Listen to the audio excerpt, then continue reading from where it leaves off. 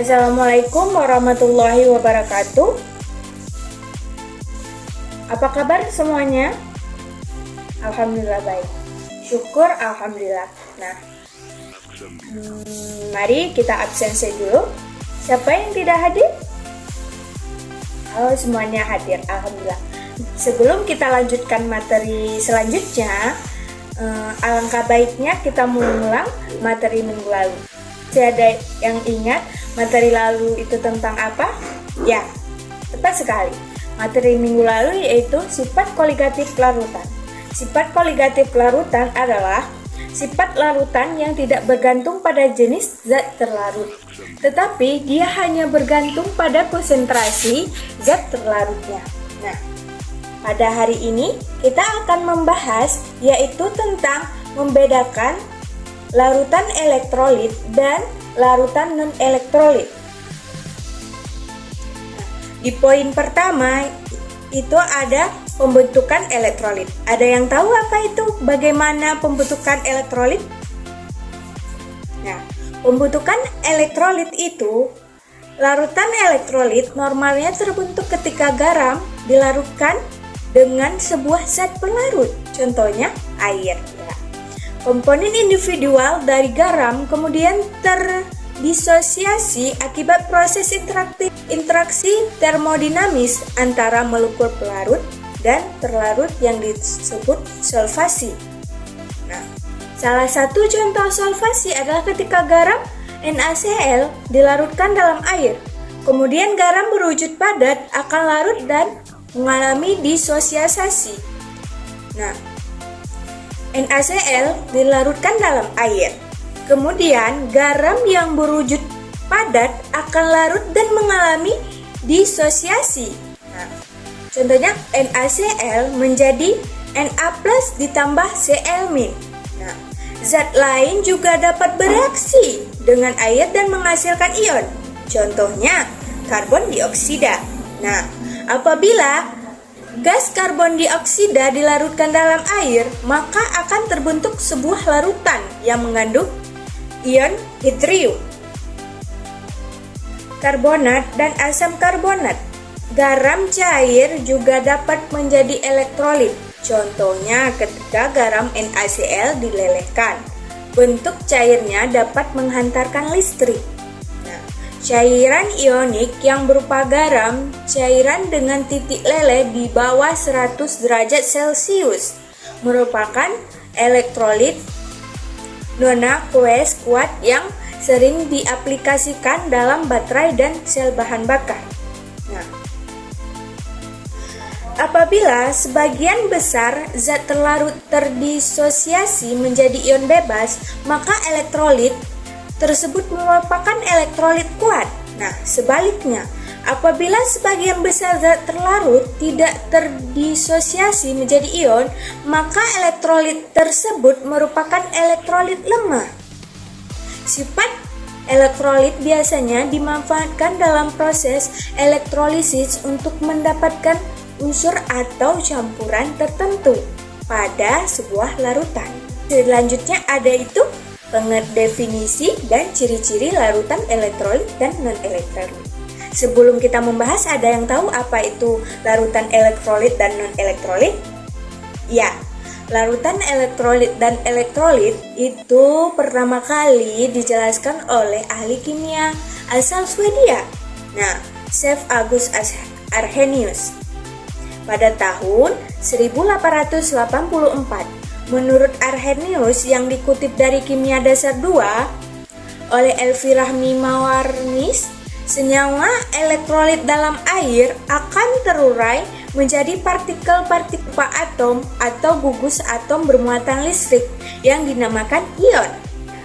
Ion-ion dari senyawa elektrolit itulah yang selalu bergerak bebas dan dapat menghantarkan arus listrik melalui larutannya. Sementara senyawa non-elektrolit ketika dilarutkan dalam air, dia tidak terurai menjadi ion-ion, tetapi tetap dalam bentuk molekul yang tidak bermuatan listrik. Salah satu alat yang dapat digunakan dalam penentuan jenis larutan adalah elektrolit tester. Nah, dalam penggunaannya itu, 2 batang elektroda logam, misalnya tembaga, dimasukkan ke dalam larutan. Nah, yang kedua, elektroda tidak boleh bersentuhan dan masing-masing dihubungkan dengan katup arus listrik searah. Nah, hasil bola lampu akan hidup atau jarum akan bergerak untuk larutan elektrolit. Sedangkan bola lampu akan mati untuk larutan non-elektrolit. Berdasarkan penjelasan di atas, maka larutan elektrolit itu adalah larutan yang dapat menghantarkan arus listrik karena mengandung ion-ion yang bergerak bebas. Ion-ion itulah yang menghantarkan listrik melalui larutannya. Nah, larutan elektrolit memiliki ciri-ciri yaitu dapat menghantarkan listrik, terjadi proses ionisasi, dan yang selanjutnya lampu dapat menyala, terang atau redup, adanya gelembung gas. Nah, contohnya itu ada HClO4 dan BaOH 2 kali dan HNO3. Nah, larutan non-elektrolit itu larutan yang tidak dapat menghantarkan arus listrik. Larutan ini memiliki ciri-ciri yaitu tidak dapat menghantarkan listrik, tidak terjadi proses ionisasi, lampu tidak menyala, dan tidak ada gelembung gas. Contoh larutan non-elektrolit yaitu ada COH2 2 kali, CH3OH dan C6H12 dan ada C2H5OH. Berikutnya ada jenis-jenis larutan elektrolit. Ada yang tahu apa aja jenis-jenis larutan elektrolit? Ya, benar sekali. Larutan elektrolit ada 2, larutan elektrolit kuat dan larutan elektrolit lemah. Nah, larutan elektrolit kuat memiliki 2 hantar listrik yang baik meskipun konsentrasinya rendah. Elektrolit kuat memiliki ciri-ciri yaitu terionisasi sempurna, menghantarkan arus listrik, lampu menyala terang. Nah, contohnya ada HCl, H2SO4, NaOH, KOH, K2SO4 dan CaCl2. Yang jenis keduanya itu ada elektrolit lemah. Ada yang tahu apa itu elektrolit lemah? Ya, elektrolit lemah memiliki daya hantar listrik yang buruk meskipun pada konsentrasi yang benar.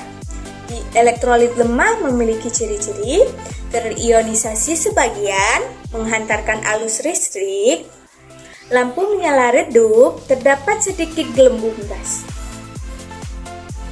Contohnya ada CH3COOH, ada HF, HNO2, NH3, dan C2H5OH. Selanjutnya itu ada perbedaan larutan elektrolit dan non-elektrolit. Ada yang masih ingat apa itu perbedaannya? Ya, larutan adalah yang antar zat penyusunnya tidak memiliki bidang batas dan bersifat homogen. Di setiap bagian campuran larutan adalah pelarut dan zat terlarut. Elektrolit merupakan suatu zat yang ketika dilarutkan dalam air akan menghasilkan larutan yang dapat menghasilkan arus listrik. Sedangkan non-elektrolit, dia tidak dapat menghantarkan arus listrik ketika dilarutkan dalam air. Semakin banyak jumlah ion, semakin kuat daya hantarnya. Nah, larutan yang tidak dapat menghantarkan arus listrik disebabkan karena zat-zat tersebut tetap berwujud molekul netral yang tidak bermuatan. Berdasarkan daya hantarnya, Larutan elektrolit terbagi menjadi dua, yaitu elektrolit kuat dengan daya hantar yang besar. Contohnya larutan asam kuat, basa kuat, dan garam. Yang kedua elektrolit lemah, yaitu larutan dengan daya hantar yang lemah. Nah, berikut contoh larutan elektrolit lemah, dan non-elektrolit. Contoh elektrolit kuat itu ada HCl atau asam klorida, ada H2SO4 asam sulfat, dan HNO3 itu asam nitrat, dan HClO4 asam perklorat. Nah, contoh elektrolit lemah ada CH3COOH asam asetat, ada HF asam fluorida, dan ada HNO2 asam nitrit, NH3 amonia. Dan yang contoh non-elektrolit itu ada CH3OH atau metanol, CH2H5OH etanol, C12H22O11 itu sukrosa, dan C6H12O6 itu glukosa. Nah, perbedaan utama antara larutan elektrolit dan non-elektrolit ialah terletak pada kemampuan menghantar listriknya. Namun terdapat perbedaan larutan elektrolit dan elektrolit yang lainnya, yaitu yang pertama, larutan elektrolit mempunyai derajat ionisasi antara 0 hingga 1. Sedangkan derajat ionisasi larutan non-elektrolit tidak ada atau sama dengan 0. Nah, yang kedua itu larutan elektrolit dapat menyala lampunya saat dilakukan percobaan, sedangkan lampu larutan non-elektrolit tidak dapat menyala. Nah, yang ketiga, larutan elektrolit menghasilkan gelembung gas, baik dalam jumlah banyak maupun sedikit, sedangkan larutan non-elektrolit tidak dapat menghasilkan gelembung gas saat melakukan percobaan. Nah, poin selanjutnya ada sifat daya hantar listrik. Ada yang tahu bagaimana sifat daya hantar listriknya? Ya, sifat daya hantar listriknya yaitu larutan tergolong ke dalam campuran homogen yang terdiri atas pelarut dan zat terlarut. Pelarut yang biasa digunakan adalah air.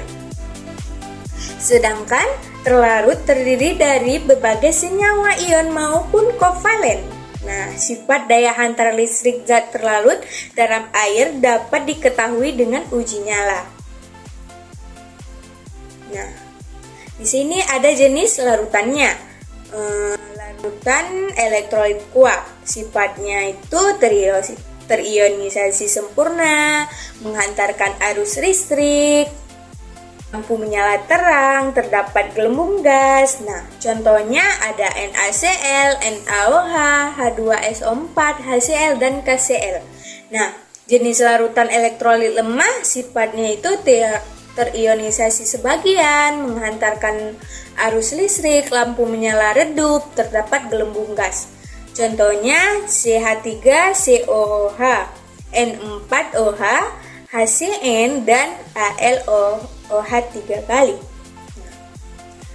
Yang ketiga ada jenis larutan non-elektrolit. Sifatnya itu tidak terionisasi, tidak menghantarkan arus listrik, lampunya tidak menyala, dan tidak terdapat gelembung gas. Nah, contohnya itu ada C6H12O6, ada C12H22O11, ada juga CONH2 2 kali, C2H5OH.